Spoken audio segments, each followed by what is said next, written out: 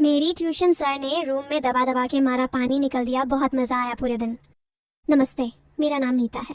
मैं अभी अभी 18 साल की हुई हूँ और सच बताऊँ तो मेरी उम्र में वो सब कुछ है जो लड़कियों को थोड़ा बहुत शरारती बना देता है।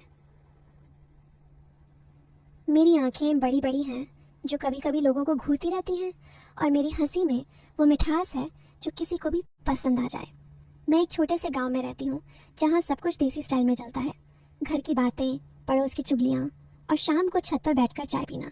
स्कूल खत्म होने के बाद मैंने ट्यूशन ज्वाइन किया है क्योंकि पापा कहते हैं कि आगे पढ़ाई में कुछ बनना है। मेरा ट्यूशन सर, जिन्हें सब सर जी कहते हैं, वो हमारे गांव के ही हैं। उम्र होगी कोई 35 से 40 की, लेकिन देखने में बिल्कुल फिट, जैसे खेतों में काम करने वाले मर्द।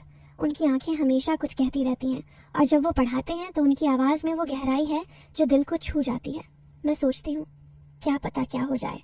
खैर, चलो मैं अपनी कहानी सुनाती हूँ जो मेरे और सर जी के बीच की है।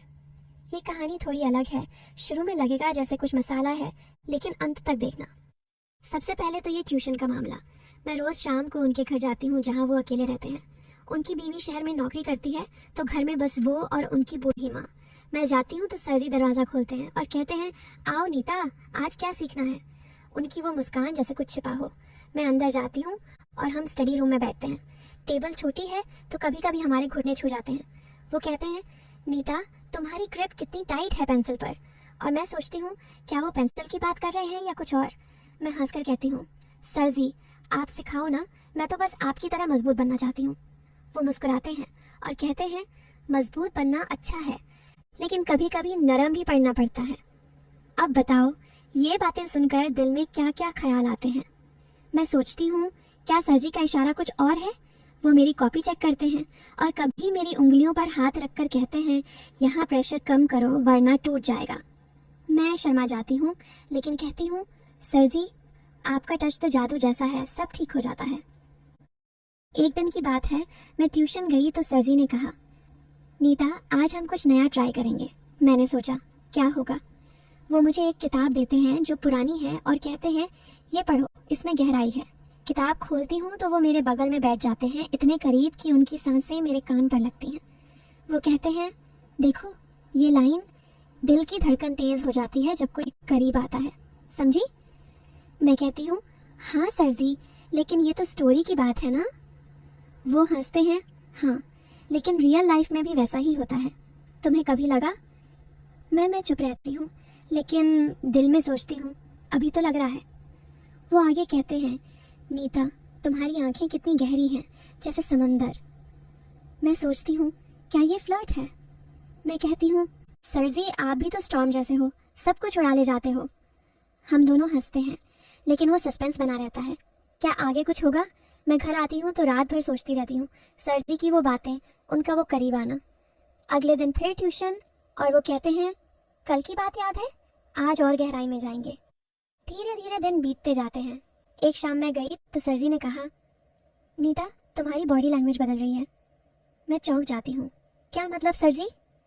वो कहते हैं, तुम अब ज़्यादा कॉन्फिडेंट हो, जैसे कोई सीक्रेट जान लिया हो। मैं हंसकर कहती हूँ, हाँ आपसे सीख रही हूँ ना, आपकी एनर्जी ट्रांसफ़र हो रही है। वो मुस्कुराते हैं और कहते हैं, ट्रांसफ़र अच्छा है लेकिन कंट्रोल रखना। अब ये शब्द सुनकर थोड़ा अजीब लगता है, जैसे डबल मीनिंग। मैं सोचती हूँ क्या सर जी कुछ प्लान कर रहे हैं। वो मुझे एक पजल देते हैं, कहते हैं, ये सॉल्व करो, इसमें ट्विस्ट है। हम साथ बैठकर सॉल्व करते हैं। उनके हाथ मेरे हाथों से छूते हैं और वो कहते हैं, देखो ये पीस यहाँ फिट होता है, टाइट लेकिन परफेक्ट।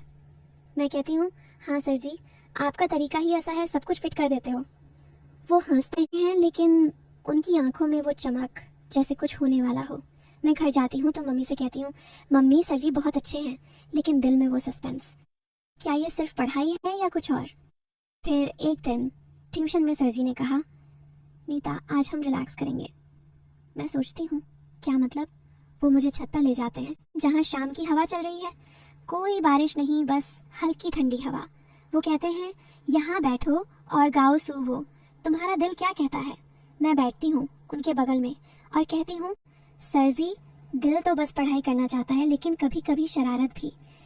वो कहते हैं, शरारत अच्छी है लेकिन सीमा में। मैं तुम्हें कुछ सिखाना चाहता हूँ जो किताबों में नहीं है। मेरा दिल धड़कने लगता है, सोचती हूँ अब क्या। वो आगे कहते हैं, देखो जीवन में बैलेंस चाहिए, जैसे बॉडी और माइंड का। मैं कहती हूँ, हाँ आपका बैलेंस तो कमाल है, सब कुछ हैंडल कर लेते हो। हम बातें करते रहते हैं, उनकी आवाज़ में वो गर्माहट, और मैं सोचती हूँ क्या आज कुछ स्पेशल होगा, लेकिन वो बस बातें करते रहते हैं, कोई मूव नहीं। सस्पेंस बढ़ता जाता है, दिन गुजरते हैं और हर ट्यूशन में वो डबल मीनिंग वाली बातें, जैसे नीता तुम्हारी ग्रोथ अच्छी है, या तुम्हें हैंडल करना आसान नहीं। मैं भी जवाब देती हूँ, सर जी आपकी ग्रिप ही तो मजबूत है। लगता है जैसे कुछ बिल्डअप हो रहा है, जैसे कोई फिल्म का क्लाइमैक्स। मैं घर पे सोचती हूँ क्या सर जी को मैं पसंद हूँ, क्या आगे कुछ होगा, लेकिन कुछ नहीं होता, बस वो सस्पेंस। एक दिन मैंने पूछ ही लिया, सर जी आप इतने मिस्टीरियस क्यों हो? वो हंसते हैं, नीता जीवन में सरप्राइज होने चाहिए। अब सुनो असली ट्विस्ट। एक शाम ट्यूशन खत्म होने के बाद सर जी ने कहा, नीता कल मत आना, मैं कहीं जा रहा हूँ। मैं उदास हो जाती हूँ, सोचती हूँ क्यों। अगले दिन मैं उनके घर जाती हूँ चुपके से, देखने क्या हो रहा है। वहाँ एक औरत आती है जो सर जी की बहन लगती है। मैं छिपकर सुनती हूँ। सर जी कहते हैं, बहन मैंने नीता को इतना पढ़ाया है, अब वो एग्जाम में टॉप करेगी, लेकिन मैंने उससे वो बातें इसलिए की ताकि वो कॉन्फिडेंट बने, जीवन की रियलिटी समझे। वो डबल मीनिंग नहीं थी, बस मोटिवेशन। बहन कहती है, भाई तुम्हारा तरीका अनोखा है लेकिन अच्छा है। मैं सुनकर चौंक जाती हूँ, तो सब कुछ मोटिवेशन था, कोई फ्लर्ट नहीं। मैं घर आती हूँ और सोचती हूँ, वाह सर जी कितने स्मार्ट हैं, उन्होंने मुझे मजबूत बनाया बिना कुछ गलत किए। अब मुझे लगता है ये कहानी कितनी अच्छी है। थोड़ा मसाला था लेकिन अंत में सब प्योर। सर जी ने मुझे सिखाया कि जीवन में सस्पेंस अच्छा है, लेकिन इंटेंशन क्लियर होनी चाहिए। अब मैं ट्यूशन जाती हूँ तो हंसकर कहती